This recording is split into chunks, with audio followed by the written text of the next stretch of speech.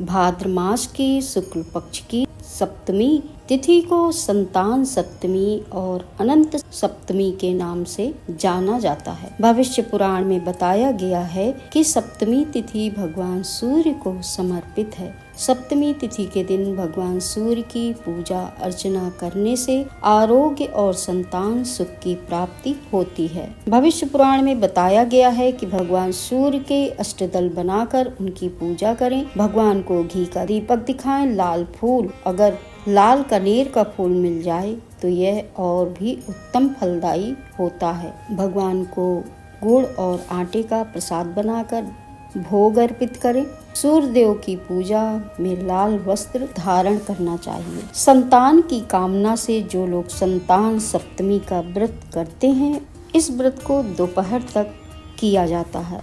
शिव पार्वती की प्रतिमा को सामने चौकी पर रखकर उनकी पूजा की जाती है। पूजा में नारियल, सुपारी, धूप, दीप अर्पित करें। माताएं संतान की लंबी आयु और उनकी रक्षा के लिए कामना करते हुए भगवान शिव को कलावा लपेटती हैं। कलावा को बाद में संतान की कलाई में और कलावा को अपनी कलाई में या फिर चांदी की चूड़ी बनवाकर पहनती हैं। संतान सप्तमी व्रत संतान सुख प्रदान करने वाला व्रत है।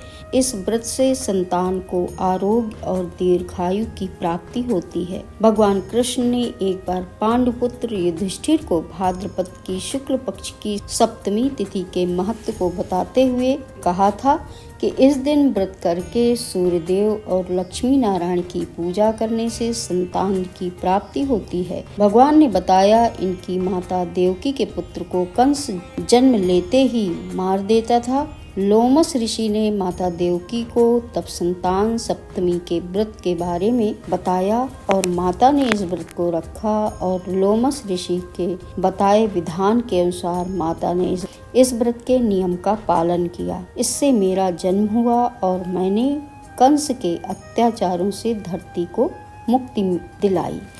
संतान सप्तमी व्रत कथा में राजा नहुष की पत्नी की भी कथा प्रसिद्ध है। एक समय अयोध्या में बड़े प्रतापी नहुष नामक राजा राज किया करते थे। राजा की पत्नी का नाम चंद्रमुखी था, जिनकी एक प्रिय सहेली थी रूपमती। एक बार रानी चंद्रमुखी अपनी सहेली के साथ सरयू तट पर स्नान करने गई तो वहां उन्होंने देखा कि बहुत सी महिलाएं संतान सप्तमी व्रत का पूजन कर रही हैं। रानी ने अपनी सहेली के साथ वहां बैठकर संतान सप्तमी व्रत पूजन देखने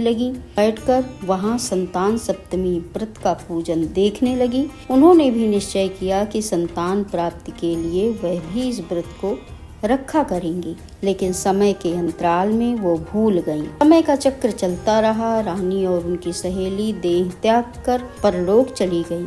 फिर उनका पशु समेत अनेक योनियों में जन्म हुआ। फिर उन्होंने अपने कर्म फल से मनुष्य शरीर प्राप्त किया। रानी चंद्रमुखी ईश्वरी नामक राजकन्या हुई और उनकी सहेली रूपमती ब्राह्मण की कन्या हुई। इस जन्म में रूपमती को अपने पूर्व जन्म की सभी बातें याद थीं। उसने संतान सप्तमी का व्रत किया, जिससे उसे 8 संतान प्राप्त हुए, लेकिन ईश्वरी ने इस व्रत को नहीं किया, जिससे वह इस जन्म में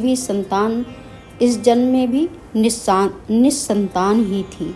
रूपमती के पुत्रों को देखकर ईश्वरी को जलन होती थी और उसने कई बार उन्हें मारने का प्रयास किया, लेकिन वह असफल रही। बाद में उसने अपनी गलती मान ली और रूपमती से क्षमा मांगी। रूपमती ने ईश्वरी को क्षमा कर दिया और संतान सप्तमी व्रत करने के लिए कहा। इस व्रत से ईश्वरी को भी संतान सुख की प्राप्ति हुई।